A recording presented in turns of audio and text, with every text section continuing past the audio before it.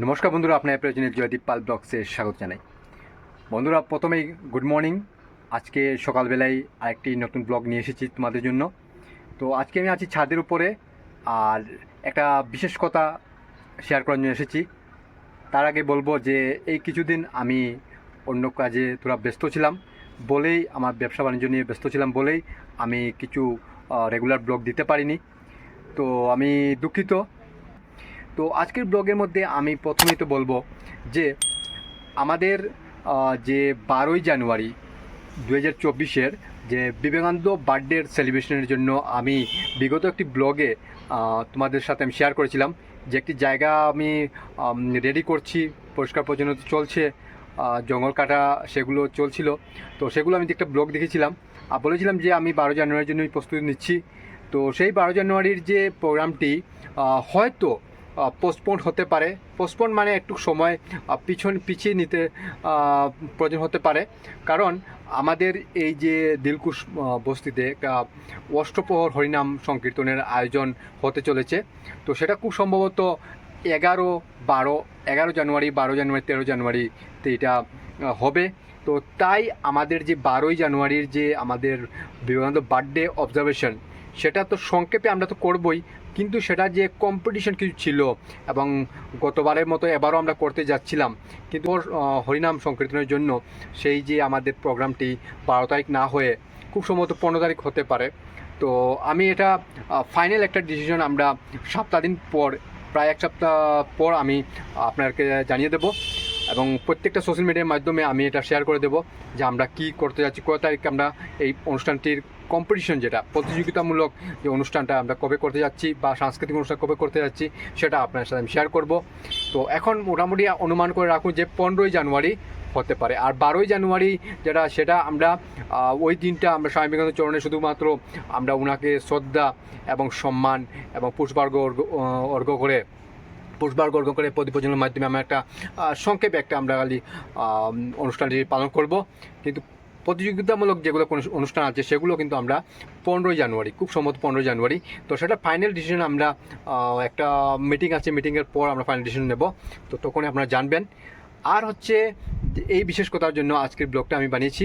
আর দ্বিতীয়ত হচ্ছে যে এই যে কতদিন আমি যে ব্যস্ততার কারণে যে আমি ব্লগ রেগুলার আনতে পারিনি, তার ফলে দুঃখিত। এবং কিন্তু আপনারা ধৈর্য হারাবেন না। আমি খুব চেষ্টার মধ্যে আছি যে ভালো থেকে ভালো ব্লগ বা ভালো থেকে বেশি রেগুলার ব্লগিং যাতে আমি করতে পারি, চেষ্টা করছি। কিন্তু কী করবেন, ব্যবসার জন্য আর নিজের কিছু প্রফেশনের জন্য আমি সময় দিতে পারছি না।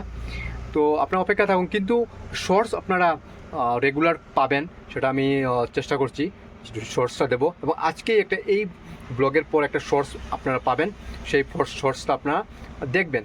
সেটা ডান্সিং শর্টস। আমি শর্টস বেশিরভাগই ডান্সিং করি, আর এমনি কখনো কখনো যদি ভালো কিছু থাকে তাহলে সেটা আমি শেয়ার করি। আদারওয়াইজ আমি শর্টস খুব কমই করি, লং ভিডিও বেশি করি। তো আপনাদের সাথে এই কথাটা শেয়ার করার উদ্দেশ্য হলো এটাই যে আমাদের যে অনুষ্ঠান পোস্টপোন, তার সঙ্গে আমার যে রেগুলার ভিডিও না আসা, সেটা একটু শেয়ার করা। কারণ অনেকদিন হয়েছে আপনার সাথে কথোপকথন হয়নি, আলাপ হয়নি, বা আপনারা আমার ব্লগ পাচ্ছেন না বলে হয়তো ভাবছেন যে কি হলো, ও ভিডিও আপলোড করছে না বা ব্লগিং আসছে না।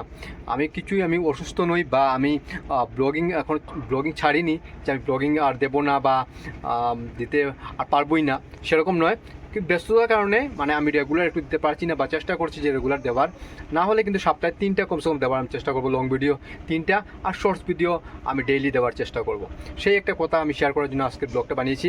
এবং আজকে দেখুন ছাদের উপরে আছি, এবং আজকে আমার কোনো কোথায় যাওয়ার নেই। আজকে বাড়িতে বসে কিছু ওয়ার্ক আছে, যেহেতু আজকে এখন ডিসেম্বর মাস চলছে, ডিসেম্বর মাসের এন্ডিং ইয়ার, আমাদের কিছু বিজনেসের কিছু ক্যালকুলেশন আছে, সেগুলো মেনটেন্স করতে হয়। কিছু লিখিত কিছু ডকুমেন্টস আছে, সেগুলো মেনটেন্স করতে হয়। আরও কিছু আছে, যেমন এই যে কীর্তন আসছে, কীর্তনের জন্য কখনো একটু খানিকটা সময় দিতে হয়। তো এই হচ্ছে মানে বর্তমানে যে সময়ের যে অবস্থা।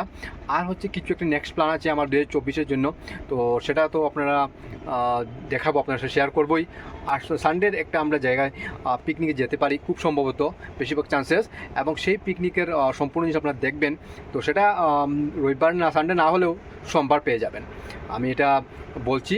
তার জন্য আজকে ব্লগটার মাধ্যমে আমি তোমাদেরকে শেয়ার করেছি যে এটা আসবে, কিন্তু খুব মজার হবে, খুব ফানি হবে। কারণ অনেক দিন হয়েছে যাইনি কোথাও। তো আমার সাথে আরও কয়েকজন আছে, সবাই মিলে আমরা যাব। তো কী করছি কী না, কোথায় যাচ্ছি, কী কী পিকনিক রয়েছে, কী কী খাবার দাবার রয়েছে, সেগুলো তো আমরা ব্লগেই জানবো। আগে আমি বলবো না, বললে সারপ্রাইজ চলে যাবে। তো এইসব কথা আজকে শেয়ার করার জন্য আজকের ব্লগটা এসেছি। আপনারা মানে সেরকম ভাববেন না যে মানুষটা ব্লগার দেবে না বা মানুষটা ব্লগার পাবো না, পাবেন, আপনারা পাবেন। আমি 100% চেষ্টা করছি, কারণ এতদিন আপনাকে দিয়ে এসেছি, এন্টারটেনমেন্ট করে এসেছি, এন্টারটেনমেন্ট করে এসেছি। আপনাদেরকে আমি কিছু না কিছু একটা মোটামুটি যতটুকু আমার চেষ্টা হয়েছে আমি আপনাকে খুশি করার চেষ্টা করেছি, ভালো ভিডিও দেওয়ার চেষ্টা করেছি।